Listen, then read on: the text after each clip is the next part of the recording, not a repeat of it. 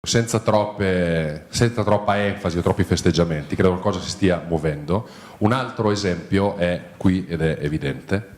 Ce ne parlano il creatore, che ho l'onore di presentare e di conoscere, della serie Lone Wolf, Lupo Solitario, Joe Deaver. Welcome on stage.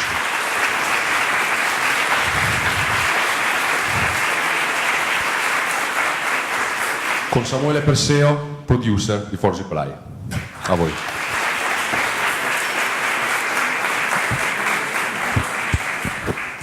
Facciamo in inglese così con Joe parliamo la stessa lingua.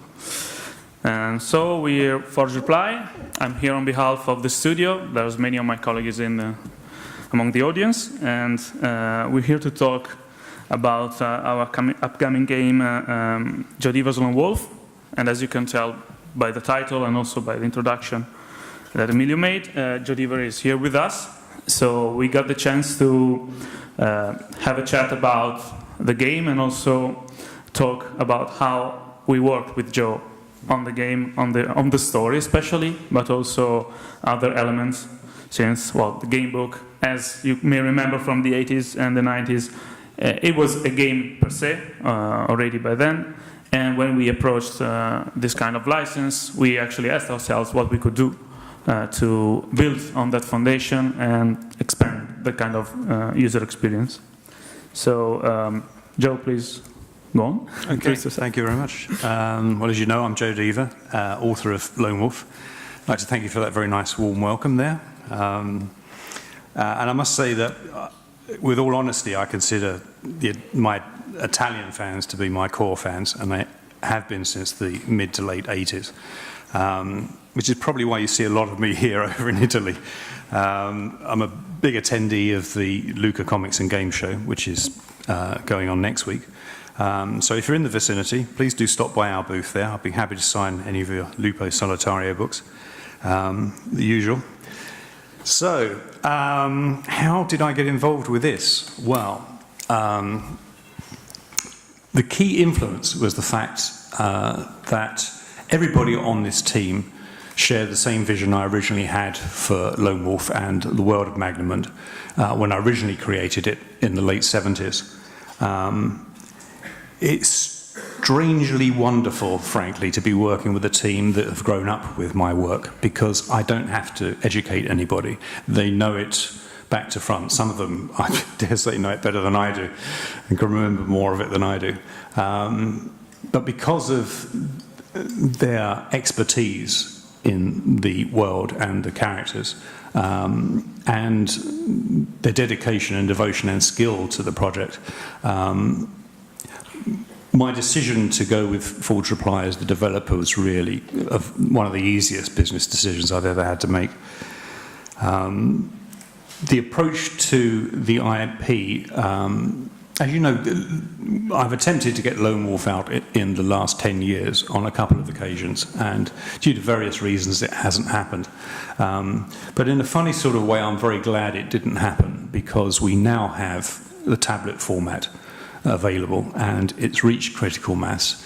And from an author-designer point of view, it's a fabulous toy to play with. It gives me so many new options, so many new avenues to explore. What I call added colours to my palette. I can create more evocative material for its use. Had it been around when I originally wrote Lone Wolf, I would have been writing for this medium back then. Gosh, 30 years ago, or thereabouts. How embarrassing. I dare say there's several of you in the audience that weren't born before, at the time I put pen to paper on the original books. So it's been an absolute delight to work in this medium, and an even greater delight to be working with such the expertise of this team, Forge Reply. Well, behind us we have the character, and we obviously had to ask ourselves how we would deal with his presence in the game, because the classic books were based on the fact that you would be the hero, and most illustrations were in first person just for that reason. So we decided that it would be actually better for us to have the character on screen with us and let you play his role, especially in the combat session, which is the first part that we decided to improve, because we didn't want to replace anything. In the old model, we wanted to enhance it. So obviously, combat was mainly random-based, and a lot of people were cheating a lot while using a random number table. And we wanted to go beyond that, because there are already several at least gamebooks on the market for tablets and so on, but they tend to replicate the old model with no innovation attached to it. And we wanted to create actually an RPG, full-fledged RPG, keeping the book as the medium to tell the story, because it's obviously an important part of the user experience, and we didn't want just to have a sequence of fights with no connection whatsoever between them. And working with Joe has been wonderful in this regard, because we wanted and we had to be proactive, but he was also very open to our proposals. Everything that appears in the game, from the text that he actually wrote, to the character design, the redesign of some disciplines, as we tell later on, and everything, the creatures, the environments, everything has been defined with him.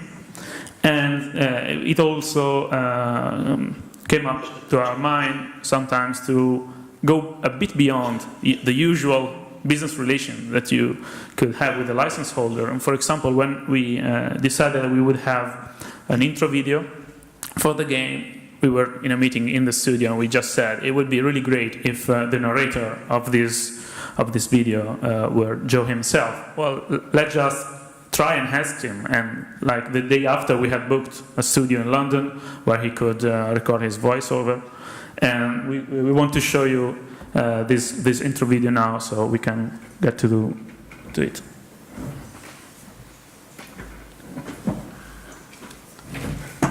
For many centuries, the Kai Lords defended their kingdom of Sommerland from the Dark Lords of Helgedad. Many battles were fought and won by the Kai, but finally came their demise. 3 years ago, the monastery of your warrior order was attacked by the armies of the Dark Lords. The Kai were destroyed. You were the only one who survived the final battle. All seemed lost, but you retrieved the Sommersword, the one weapon that can slay a Dark Lord of Helgedad. You slew Zagana, the Dark Lord leader, and saved your kingdom from destruction. Now, the lesser Dark Lords hunger to take their revenge. It falls to you, the last Kai Lord of Sommerland, to crush their evil schemes once more.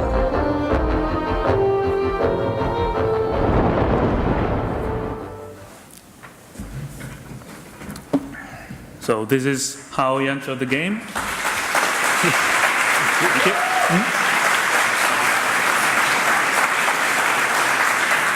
Well, that was unexpected and very pleasant. Thank you.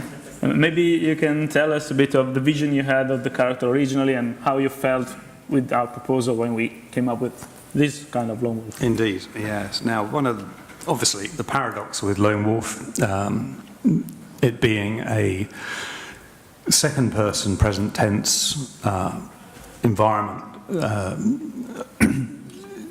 the way the story is told is that the reader is the hero of the story.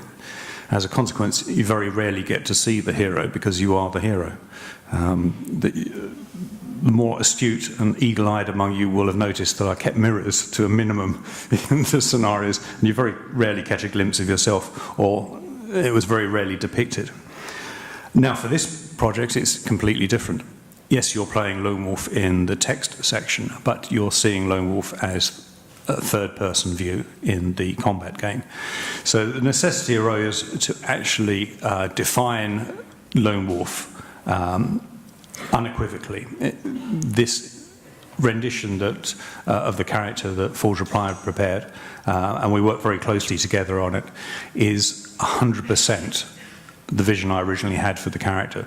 So I feel very comfortable with this depiction of Lone Wolf. And really, I'm delighted that I had the opportunity that we can actually show him in all his glory, possibly for the first time.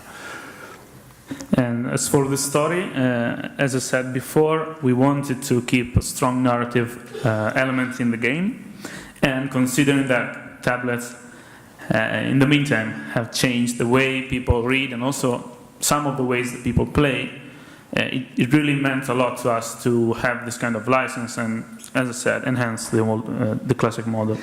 Anyway, we didn't want to make a reboot of the series, because the timeline is actually still open, the saga is still going on, and we wanted to actually let fans see something new like this, but also feel familiarity with what we were putting up. So we considered different options. One of them was obviously adapting the first book, but since we were also conceiving a new design, we realized that one of the old stories just wouldn't fit with the ideas that we had and the novelties that we would like to take on the screen. So we decided that it would be better to have a new story, but consistent with the classic timeline. And we also wanted, obviously, Lone Wolf to be the main character of this story, and so that we asked Joe where and when he felt Lone Wolf could live a new adventure in this regard. Mm-hmm. So the solution that we devised, that we hit on, really is to create a set of untold stories that sit within the existing Lone Wolf canon. Now, this is very satisfying from several points of view. One thing, as Sam explained, it's not a reboot. I didn't want to give any impression at all that I'd got it wrong the first time round and we were rethinking it and starting again. And that's kind of the connotation that comes with reboot. And it's not that. It's definitely not that. I love the idea of creating some new stories that could sit within the existing gamebook structure. And so I analysed what I'd already written and found there were windows of opportunity in between the adventures in the early books. And the best opportunity is a 9-month window between book 3 and book 4, where not a lot is explained about what happened in that period, and it suited our needs perfectly. Lone Wolf has reached hero status in his homeland. He has defeated a major archlord, a leader of the Darklands. And he's also brought Vonatar the traitor to justice, the guy behind the betrayal of the Kai and the demise of his warrior caste. So he's kicking ass, as they say. He's established himself, but he's still a relatively young character. And the threat is never greater than it is in this particular period. He hasn't reached full maturity, he hasn't reached the full potential of his Kai abilities, so there's challenge there. And so as soon as I put the pieces together and looked at the timeline, I was totally convinced, and fortunately was able to convince Fool's Reply to go along with this. We would create a whole set of new stories, of which this is the first, that occurred in that, as I say, 9-month window of opportunity. And that's about 3 years after the events of the first book. And as you saw in the previous slide, we had the classic illustration from actually Flight from the Dark, and the new vision of the GX that we proposed to Joe. That's also because we wanted to stay true to the old material, but we also wanted to look fresh and to match it with today's audience's expectations. And that was about pre-production mainly, because obviously the main character, the creatures and the environments was something that we worked on with our concept artist and submitted to Joe. But then there was the whole part of the design, combat design, book design, and narrative design. At the beginning, we actually thought that we would have to deal with the user experience, navigating through the book, all the menus, and the combat, obviously. Maybe with a naive approach, because we were just at the beginning. We thought that the story would be dealt with on its own.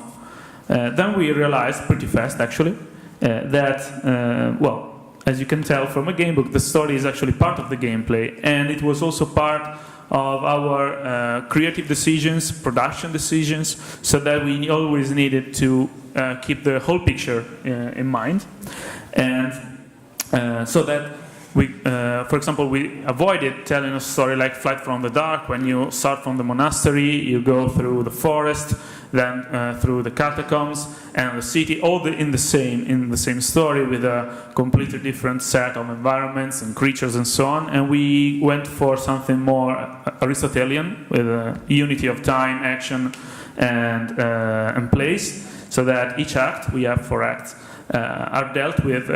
Each act is dealt with this in mind. And for example, the first one that is going to be released in a couple of weeks is set in the village that Lone Wolf has to investigate at the beginning of the story. He's actually traveling to that village in the video that we saw earlier. And in this way, we could handle in the proper way all the production of creatures and environments, because what also we had to face was that there was the different kind of possibilities and constraints that working on something that has visuals, graphics like combat, and the book would bring, because the book is actually limitless in terms of creativity, but we needed to make sure that everything would match. And we also wanted the player to feel that they were living in the same world, playing the same game, so that, for example, we devised a way to have direct consequences of your actions when you are reading or playing through the book, to have these consequences taken forth in string combat, for example. We'll see later on that the decision that you make in the book determines the way that the fight begins, so that next time that you play, if you have a different character build, if you have different Kai disciplines that are the special powers that Lone Wolf can use, you cannot consequently have different choices available, different paths. And we also wanted the book to trace your decisions, so that in the same act, or going from one act to the other, you could meet again characters that, for example, you had decided to help, or have access to specific story elements related to your choices or what had happened to you. And in this regard, we also had to do a bit of redesign. There were 10 Kai disciplines originally, and for example, just to have to keep the whole picture in mind, as I told, we decided to unify tracking and hunting. We now have one discipline that is called survival, and we did the same for Mind Blast and Mind Shield. I mean, you can use these as separate skills, the Mind Blast and the Mind Shield, but you only have to master one discipline, so that, for example, Mind Shield wouldn't become underpowered, because there are not so many enemies who can attack you with psychic attacks and so on. And this kind of changes and proposals that we made at the beginning didn't let us feel at ease, because we were afraid that Joe would be jealous about his classic design, but when proposals made sense, and fortunately most of them did, he accepted. So this is what happened, for example, for the disciplines, but for example, so the Sunsword. You remember, originally we said Sunsword is a drag because we don't know how to deal with it. It's too powerful. And we actually asked Joe, can we tell a story where Lone Wolf loses the sword and he has to recollect? No, that cannot happen. That's a step too far. But we tuned and designed these sword attacks, the sun sword attacks, to be so powerful that it could make sense to use longer cooldowns or require more Kai power, which is like mana in our game, so that everything could still make sense in the original view. So, is there about the Sunsword? Well, we already told all the classic disciplines. We had our time designing them and tuning them, but I imagine that you also had to come up with this kind of rule set Yes, indeed. I mean, producing the original game books, of which I'm still producing original game books, it goes through a lot of, you ask yourself lots and lots of questions. That's part of the process. The Summer Square aspect was very interesting, really, because it threw up the fact that Lone Wolf isn't mature enough to really release the full power of this weapon. And this powerful weapon has a big limitation. The fact is, every time you withdraw it from the scabbard, it's like a screaming beacon to everything that's evil around you for several hundred kilometers. And it was likely to attract their attention and draw them to you. So it has, has to be handled with care. And I think Forge Reply have dealt with it very well in this game.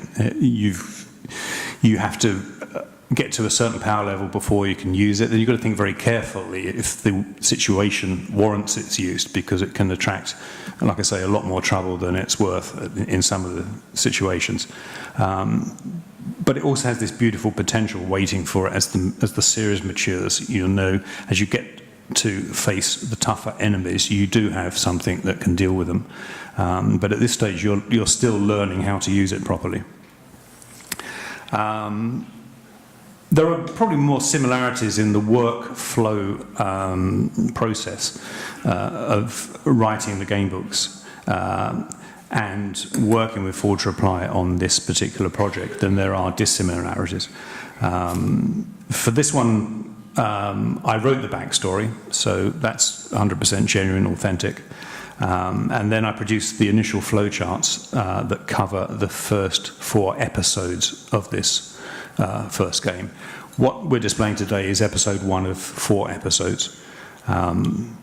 Then it was submitted to Sam and the guys at Forge Reply, and they came back with all of their great ideas based upon what these lovely devices can do nowadays. So that opened up a whole new opportunity to me to put stuff in, take stuff out. Some of the things that I thought were simple additions turn out to be very difficult to replicate on this medium, and others that I thought were impossible were a walk in the park. So I was delighted to have all of these new options laid open to me. Yes. We looked for the trickiest part of the first act. There are spoilers, but you can read them. I can't read them from here, so I don't think you've got a hope. The third chapter, actually. It's, That's what we're working on now. that's the result of what we worked on. The main difference is that the options that are given to you in the tablet story fall into basically 3 categories. There's intelligent use, intelligent option. There is a skill use, which can be a mind skill use, and then there's simply brute force, where you're not too worried about the consequences. Sometimes it pays off handsomely if you seize the moment and act quickly. It can be to your advantage. But it's true to say that the reverse is also the truth. If you steam into a combat situation without thinking too carefully about it, not using the stealth options, you can bring an awful lot more trouble down on you than you would have if you'd stepped back and thought about it a little bit better. So the choices that are given to the player are now governed in a way by the 3 large-scale parameters that we operate with, which is, like I say, stealth, skills, and... There's the 4th, which are the whole set of disciplines that you master. Mm-hmm. So the idea was that many times in the classic game books, you could have kind of crossroads, chose fake crossroads. I mean, you could decide to use Sixth Sense if you had it, or go for another way. And that kind of crossroads for us didn't work so well, because we didn't want the player not to be able to choose if they didn't master a specific discipline. And we also wanted to have some kind of balance in the set of choices we would offer, so that we have the 3 kind of approaches that Joe described, just to let you have always a choice. Just so that you can always be sure that you can decide your own approach to the narrative situation or the combat that is about to begin. We always have, well, you can now the kind of choices are written in a small font, but there's always at least 2 choices in terms of approach, and when possible, when it makes sense, we put one or more Kai discipline choices. And the idea was that we wanted each discipline to feel useful, both in the book and in combat. So there was a kind of double design for each one. And for example, later on we'll show you how mind over matter, that is like telekinesis, how it can work in the book and how it feels when you are actually fighting your enemies. And well, the flowchart is actually the basis of our work together. We started from the outline that Joe described, and then we came up with this kind of tool that is already a development tool. Actually, this is a whole picture of the first act. Sorry. And the blocks in red are the one related to a fight, so that you can see that we actually looked for a proper pace between navigating the book and also playing with the book, because it doesn't feel like you're not playing when you're reading, actually, and the combat sessions. And well, we had to chop it in 3 different pieces, but the story obviously has one beginning and one end. But in between, there's a whole set of variables. There are things that you can do sooner and things you can do later. There are choices that are mutually exclusive. In the next act, for example, it happens like this, or characters that you can get back to. Because another thing that we wanted to implement, and that's another of the novelties that we are adding to the classic model, is the warm-up. We'll show it later on, but many choices are actually made by deciding where you want to go on the map. And this also lets us, when a narrative section ends, it lets us, for example, rest or get back to a merchant to restock supplies, upgrade weapons, buy gear, and so on, or potions. And also, well, it also lets us add some spicy random encounters when you are moving from one place to the other. So this is also another kind of challenge that we would use, and that it was also inspired from the classic books, because if you play, for example, Flight from the Dark without ever looking at the map, you actually can get quite lost or lose the way. While if you always look at the map and decide, based on the map, what is the more sensible way to go, it even gets, well, more sensible and even quite easier than just walk randomly into a forest filled with enemies. So we wanted to develop that kind of feeling, that kind of experience as well. Now we would like to show you a bit of the game. First of all, we get to the character creation. It is my colleague Alessandro will now trigger. And before that, you'll also see a small intro sequence with its magic tome that you're interacting with. That's the first part of the world that you see. And it's not by chance that we didn't write tap to play. We just wanted to get closer to the book and enter this kind of world.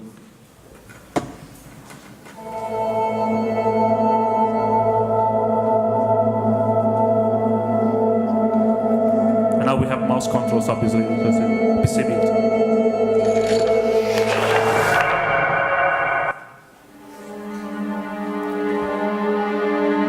Wanted the character creation to be actually part of the story and part of the gameplay as well, in a way that already happened in the. Can you be lower? Yep.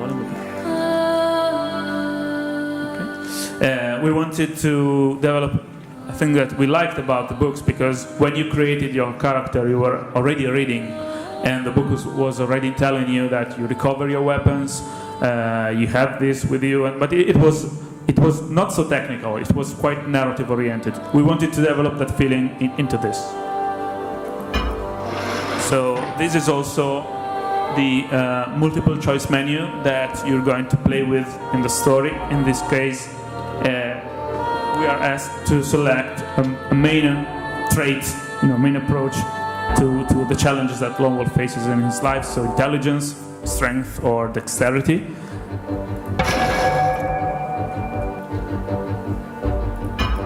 Then we have 3 weapons of choice, because swords, for example, are balanced weapons. Axes can cause bleeding or hemorrhage, and maces are slow, but they deal high damage and they can also stun the enemy. So this is part of the RPG combat experience I hinted at. And then there's the Kai disciplines.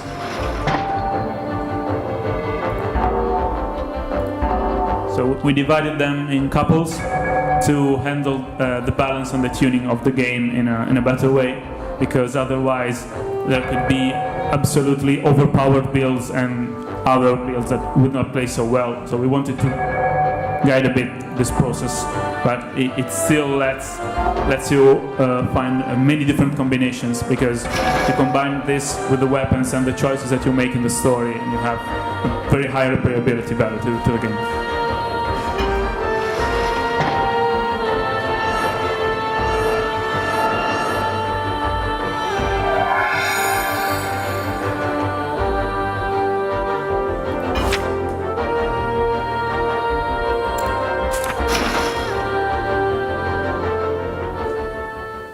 The intro video would play now. It does not play on the PC, but we saw it earlier. This is actually the entry in the book, the entrance in the book. There's tutorials. And this is how it feels when you play. Okay. So the book actually shapes itself in front of you. It's like a magic book. And there's also the whole interface that's meant to be light, but also stylish and filled with information. Because you can see your character sheet, your inventory. You can equip items in your belt, which later on you can use in combat.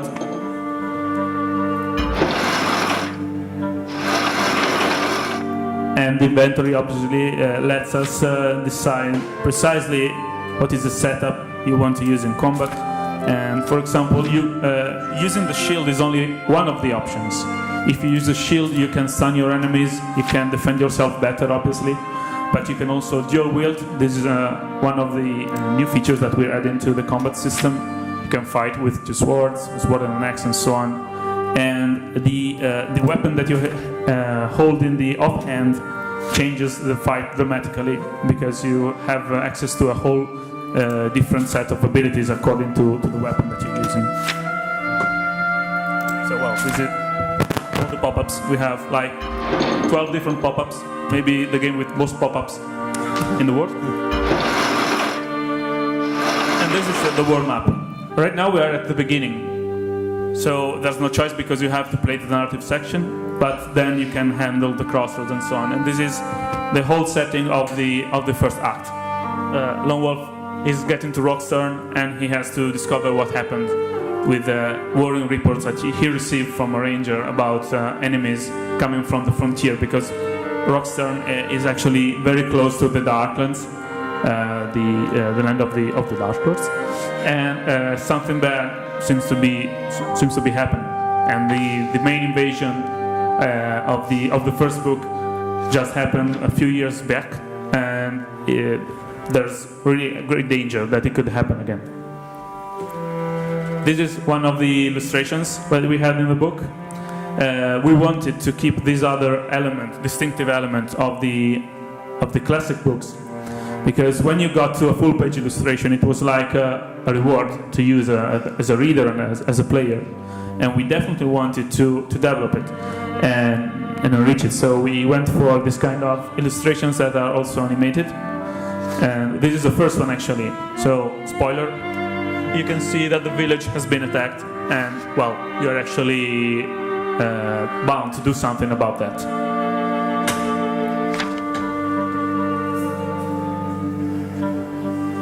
I think we can show the other save game with the combat. Okay. We prepared another one.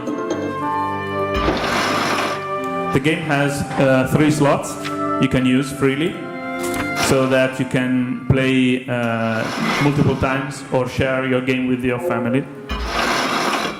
And obviously the choice is all the money, the objects that you have, and so on. The character, as you have developed it, will be taken forward to the next act, and so on. So when you play it, keep it in your iPad and wait for the next act to be released. So in this case, we have entered Roxanne already. We have been there for a while, and we are about to enter a warehouse because the village has been attacked. Many buildings have collapsed or been burned down with fire. And now we have one of the multiple choice menus that we see inside the adventure. As you can see, there's one Kai option and two approach trade options. So if we decide to use the Kai power, for example, we will have an advantage because now we're trying to dislodge a bolt that is keeping the door shut and rotated it inside the building because you're aware of the enemy presence there. But if you do this, you will have an advantage because the enemy will be stunned and hurt when the combat begins. But you will also lose some of your mana, your Kai power, so that you'll have to handle with the consequences of your actions. This is a quick time event that we also wanted to have in the book to make things more dynamic. You never know when one is going to be triggered, so beware when you read, when you choose what to do. And as I said, the story now tells that you dislodged this bolt and used it to hit the enemies inside. And the book now lets you enter inside the fight.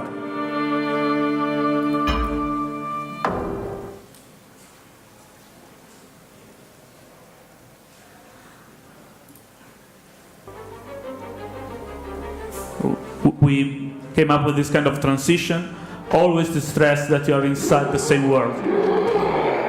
You can see the enemy that has been stunned by your ball move that you just performed, and this is how it feels to play the game in combat. We have turns. You can see the yellow bar, it's our turn.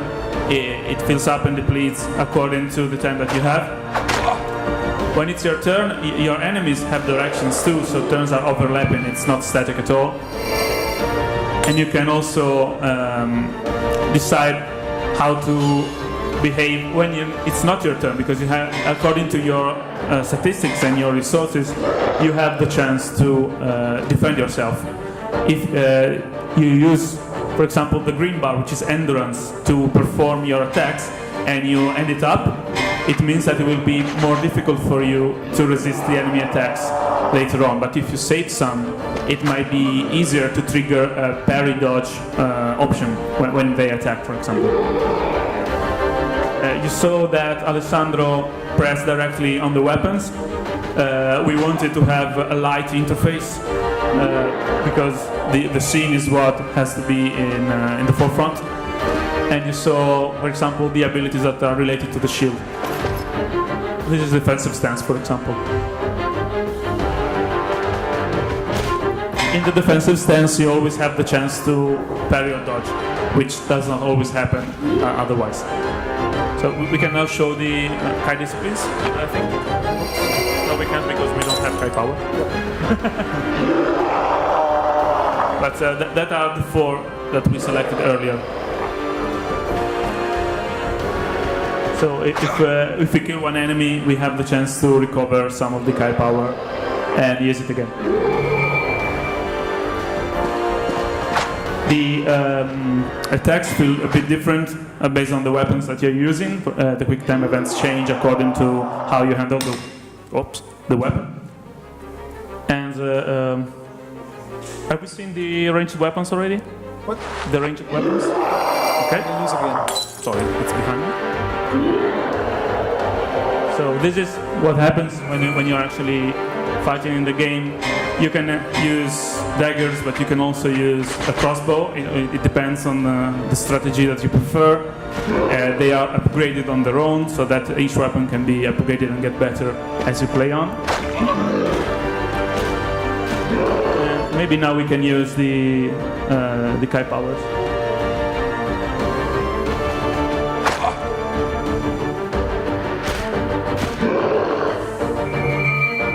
No, we can't. Sorry. That's what happens when you forget how to use your belt. Because those are the only items that you can access. You can access your inventory when you're fighting, besides the belt.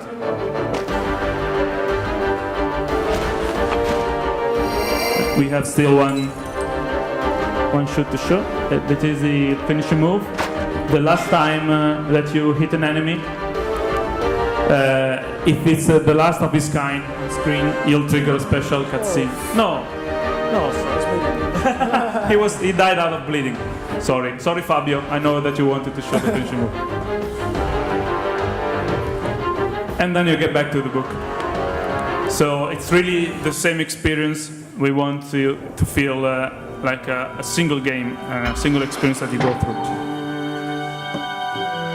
This is what happens when you have loot, you have items, you can handle your inventory, and so on.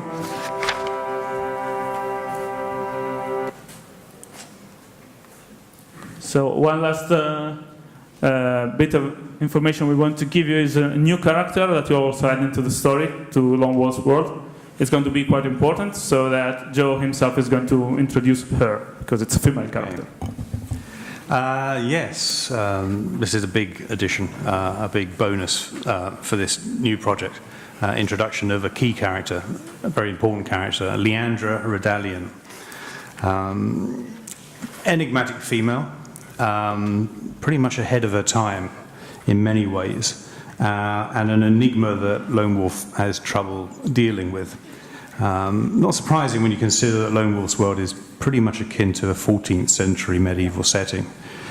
And up pops this young, intelligent, gifted, stubborn, and altogether self-centered young girl with incredible skills, not of a magical kind. And she really epitomizes the potential for humanity within Magnamund. I don't want to give too much away about her, because we had the original idea of her, but she has grown and grown and become a third party all in her own right. And we all dearly love Leandra, but she's a hard character to deal with. I've just been handed a note that we've all got to get out the time has run out. But if I were asked to summarize the new character, Leandra, she's really a female Leonardo da Vinci in the making, which I'm sure everybody here will appreciate more than most. So look out for her in this game. I think you're going to enjoy as much as we have. So we're before answering your questions, if you have any, we're showing you the trailer that we prepared for the Gamescom. Another trailer is in the works. It will be our launch trailer, so you will see it in a couple of weeks, I guess. But this is the one that we have now. So enjoy.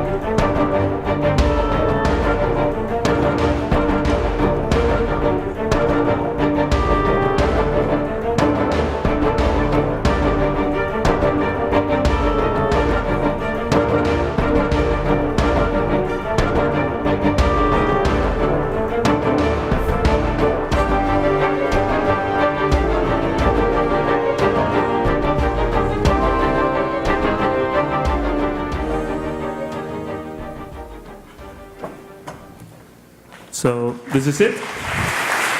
Thank you.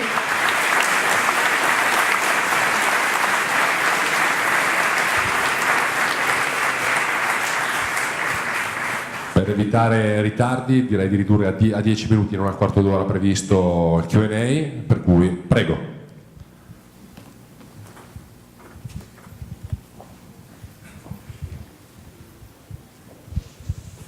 Congratulations, first of all, it's one of the, it seems one of the best game on mobile market, and I can't wait to try it. Congratulations, very good. Thank you. And and my question is, I have thousands of questions, of course, but my question is about the end. You say that the game is gonna have only one end. And my question is it was a compromise, a design choice, or it was a narrative choice to have only one end? I was speaking actually of the first act, and the first act itself has actually two different endings. I was speaking of a general outline. You in that village, you're going to do something, and something precise. It's investigating the attack. But for example, the first act itself. Thank you for your question, because I have the chance to correct myself. We actually have two different cliffhangers according to your choices that trigger two different beginnings for the following act. So thank you.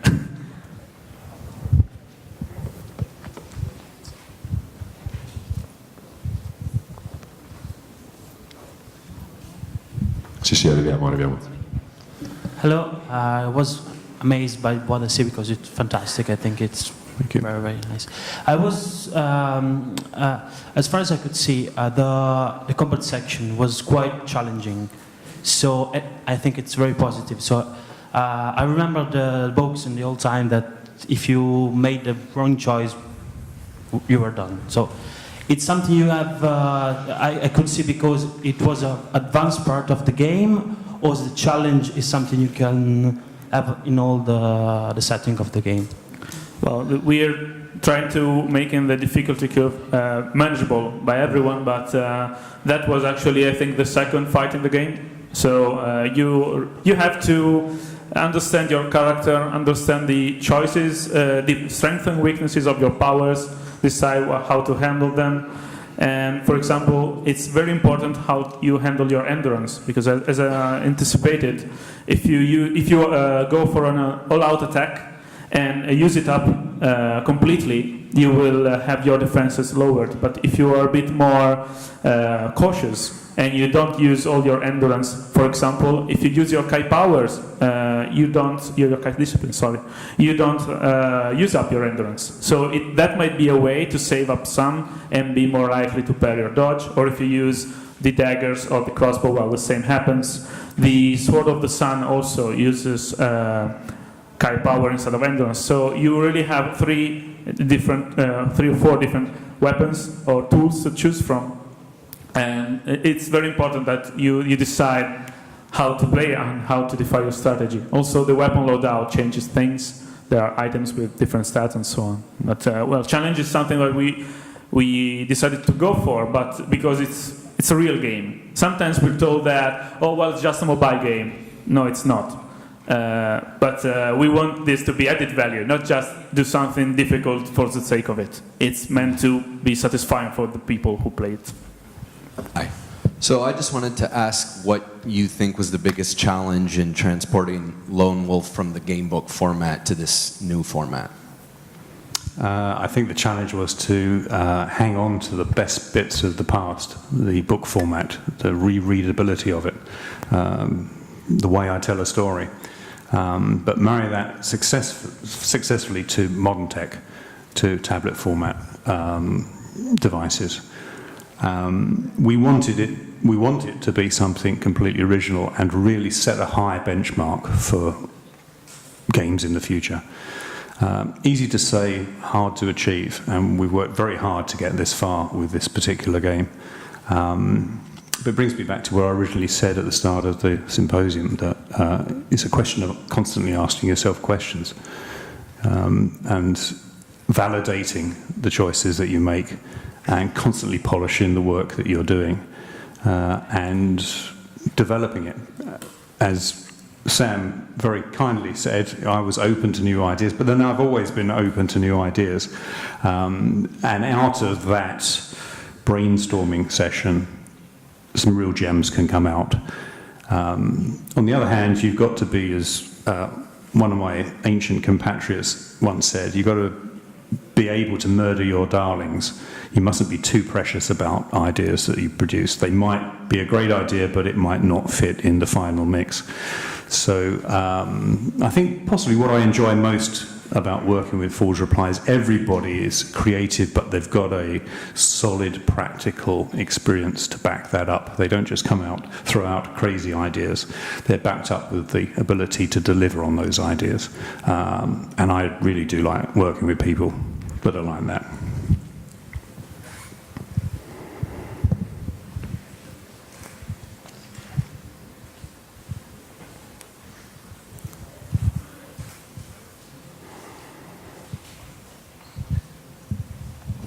Hi, I would like to ask you why you choose to use the 3D engine for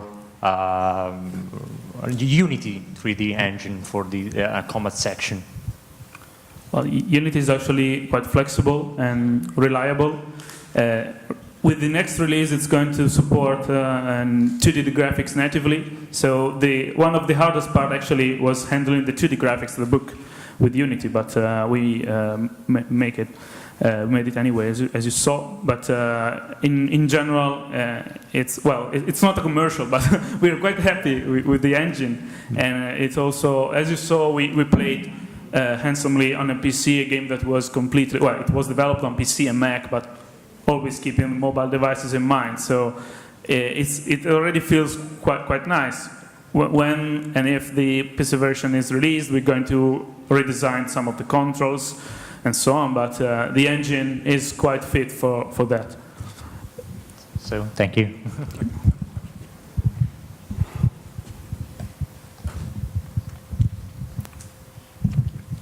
So I've always been a great fan of game books, and I've always played them in my childhood, but I hated the practicality of having to write on paper stats and attributes. So I'm very happy this game will come out, so at least it will be more enjoyable for everybody to play.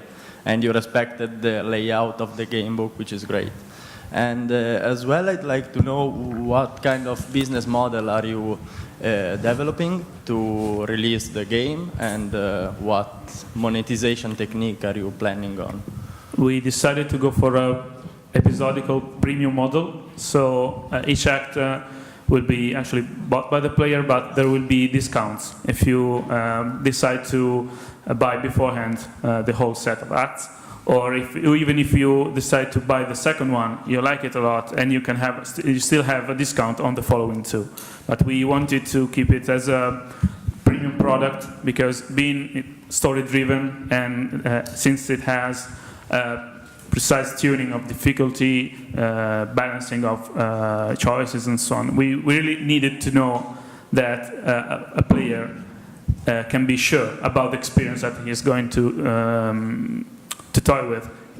The experience needs to be consistent, and that asks for a price. But the idea is that if you pay up front, then you have something really, really polished, story-driven, and satisfying in that regard, and tuned as best as we could. A freemium game is based on the possibility to do this for the player, so that you bring him inside your world, but then you must have to ask him something in return later on. We wanted, once you are inside the world, just to worry about your game, your adventure, and the way you want to play it. Ok, chiudo io facendo una domanda. I have two questions. The first one for Samuele.